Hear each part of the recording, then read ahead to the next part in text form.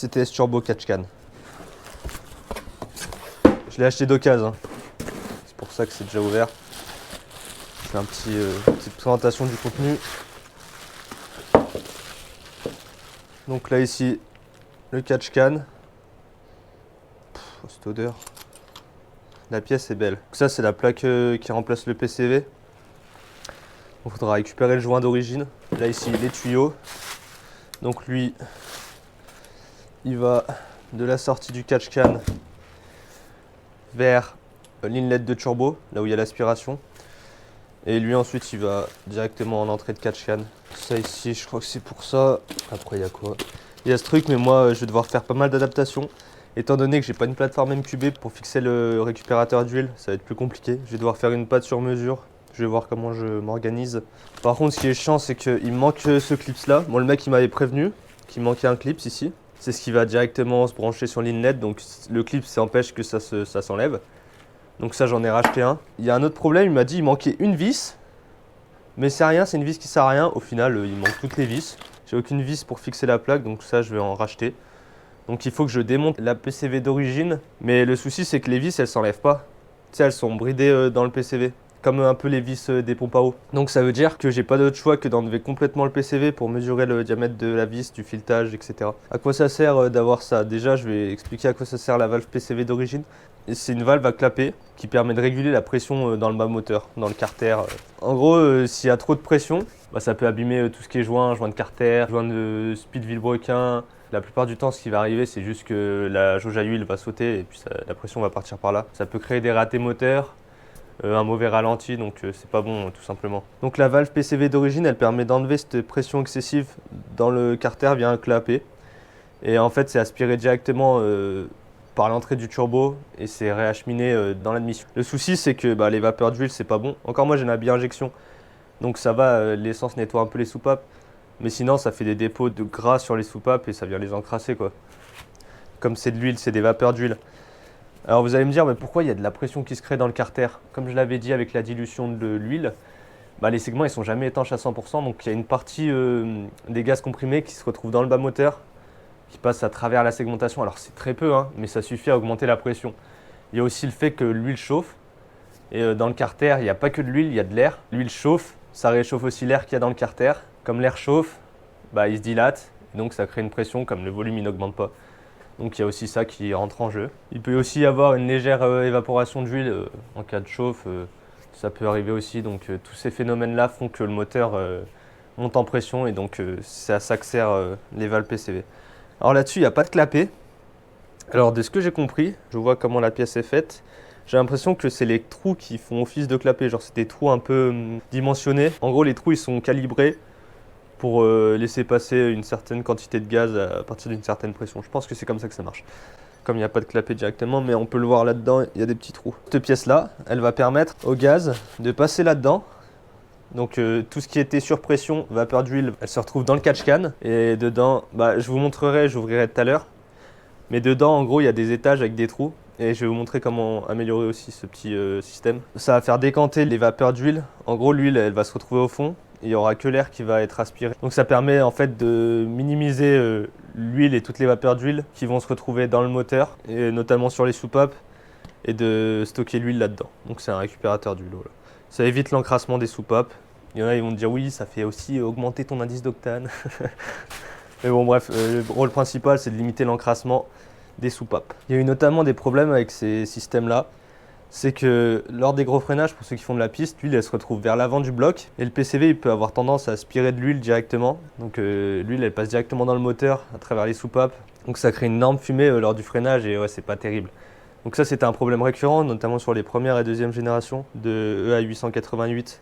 Sur la 3 c'est un peu moins répandu. La Golf elle avait fait un truc comme ça un peu sur piste, je sais pas, il m'avait dit il y avait témoin EPC et gros nuages de fumée. Peut-être que c'était dû à ça, j'en sais rien. Là au moins il n'y aura plus de soucis avec ce système là. Enfin en tout cas si le phénomène se produit, l'huile elle se retrouvera là-dedans et pas dans le moteur. Si j'ai pas parlé du prix, je l'ai payé 180 balles. Après c'était sur le Bon Coin, il y avait 20 balles de frais de livraison et de frais de protection le Bon Coin. Donc j'en ai eu pour 200 €. Ça, cette pièce elle vaut 600 balles. C'est super cher, je l'ai eu à moins 66%. Donc c'est carré. Il faut enlever cette pièce là. Donc une vis là, une là, une là, une là, une là, une là, une là. Là ici, la durite qui est là je vais en chier parce que normalement elle est ici. Et là elle est là, déjà ça fuite partout en plus. Parce que c'était adaptable vu que j'ai changé l'inlet. Et ensuite il faut enlever ce raccord là. Peut-être enlever les bobines, ce sera plus simple. Et normalement ça sort. Et voilà, une fois démonté.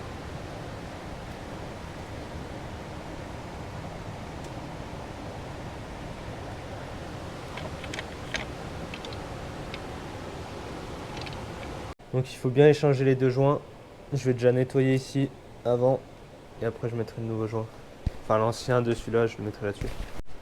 C'est installé, donc j'ai bien nettoyé, ça c'est de l'huile. Mais je vais laisser l'huile sur le joint. Je pense qu'il faut remonter comme ça, c'est mieux. Par contre, il y a du jeu entre. Donc je sais pas si en s'écrasant, il va peut-être combler ce jeu, mais ça me paraît bizarre. Quoi, quand tu regardes, non, c'est à peu près ça. Hein. C'est la même hauteur. Quoique non, là il a des petits clips pour le maintenir et là il les a pas. Bon, je verrai bien si ça fuit de toute façon. Voilà pourquoi je pouvais pas mesurer les vis, je pouvais pas les sortir, tu vois. Donc là je vais mesurer, je vais remettre ça pour pas que ça se salisse. L'intérieur là avec les arbres à cam. Je vais juste le poser en attendant et peut-être mettre un petit coup de nettoyage sur le plan de joint. J'ai mesuré les vis, du coup on est sur du M6 avec un filetage de 1.0 et environ 2 cm. Donc j'ai vu, il y en a à Weldom. Faut que j'aille dans la montagne. Je vais faire l'aller-retour en 2-2. J'ai récupéré les vis, donc elles ressemblent à ça.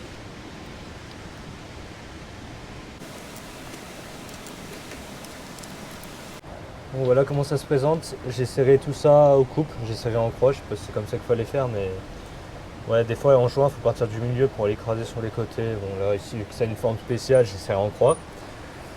Là normalement ça se fixe au support moteur ici sur les Golf, sur les plateformes MQB. Mais là le souci c'est que ça touche toutes mes durites. Je vais faire une patte qui va de là jusqu'à là et là comme ça. Et comme ça pour venir fixer ce truc là. Je vais utiliser ce bout de métal que j'avais acheté. Je crois que j'avais acheté sur ma 6F pour faire le 1 litre en stage 3 pour le radiateur d'eau à circuit indépendant pour l'échangeur. J'avais pas eu le temps de le fiabiliser, du coup je l'ai vendu sans, mais je vais récupérer les chutes.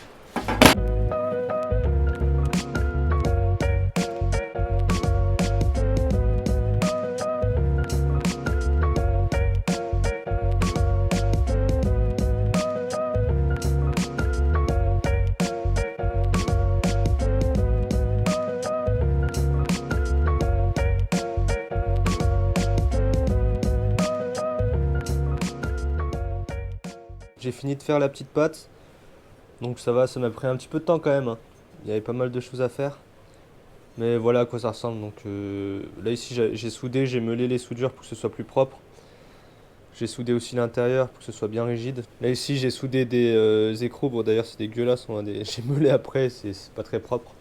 Mais c'est sur le dessous, de toute façon c'est une pâte, c'est déjà trop propre pour ce que c'est en vrai. J'ai tout repeint à la bombe pour pas que ça rouille. Bombe haute température, il m'en restait un peu. Donc noir mat. Cette partie là elle va sur le filetage du côté. Il y a déjà un filetage et un trou dans la tôle. Là il y avait un trou donc je passerai une vis et un écrou avec des rondelles. Là ici c'est le catch-can qui vient se visser dessus.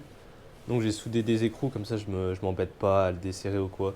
Si jamais je veux l'enlever, j'ai pas à bloquer l'écrou en dessous, c'est moins compliqué. Truc de dingue, donc je voulais vous montrer comment optimiser le catch-can. J'ouvre. Qu'est-ce que je vois à l'intérieur? Le mec il avait mis les vis dans le récupérateur d'huile, putain. Oh j'en ai marre. Oh comment tu voulais que je le sache, sérieux, putain. Oh putain, c'est pas possible, enfin bref. Bon, et lui aussi là il fait la petite modif. En gros c'est une éponge en inox pour faire la vaisselle, les trucs comme ça là. Cette éponge en inox tu la mets entre les plaques percées.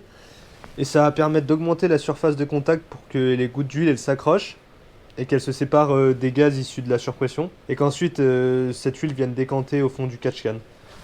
Donc c'est une petite amélioration. Après, faut pas en mettre de trop parce que après ça peut boucher un peu le flux, tu vois.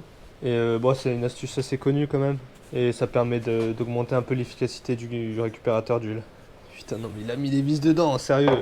Putain, je vais aller en chercher pour rien. Ah, j'ai trop la rage. Voilà à quoi ça ressemble. Donc côté entrée, ça va aspirer là ici les huiles. C'est monté, donc faites bien gaffe à ce qu'il n'y ait pas des petits morceaux comme ça là, des petits bouts d'éponge qui viennent se coincer entre le joint et le couvercle. Et il faut éviter sinon ce sera pas étanche. Là les vis, faut pas les serrer très fort. Vous faites contact et vous bloquez et ciao. Tu vois, d'origine sur les Golf, ça vient ici. La tige qu'ils fournissent, elle se vise sur la vis du support moteur. Le catch-can, il vient là et ici. L'autre, j'ai disqué la partie qui dépassait de la patte du catch-can pour adapter ma patte, je vous montrerai après. Et c'est conçu pour ces plateformes-là. Et la lignette est beaucoup plus accessible, le raccord ici. Moi, il est planqué là-bas derrière, c'est un peu la galère. Voilà le résultat. Bon, là, j'ai mis les vis que j'avais pour mes baquets parce qu'elles étaient noires. Mais on dirait qu'elles rouillent, donc je vais peut-être mettre d'autres vis. Là, c'est la patte, du coup. Ça touche pas le bocal, même avec les vibrations. Donc là, j'ai fait tenir avec un rilsan là ici, et là aussi. Pour pas que ça vienne vibrer et user prématurément des pièces. Et là, j'ai acheté des colliers chez Noroto, 5 euros. 5 euros aussi les vis, je l'avais pas dit.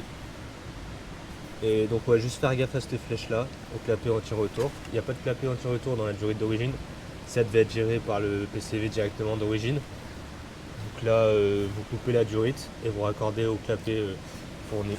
Donc voilà à quoi ça ressemble. Finalement, j'ai changé les vis, ça fera plus propre.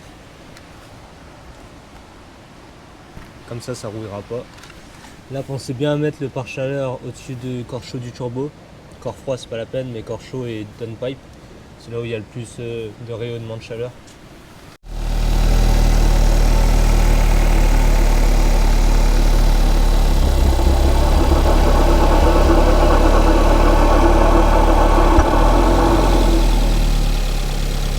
On a l'air carré tout ça.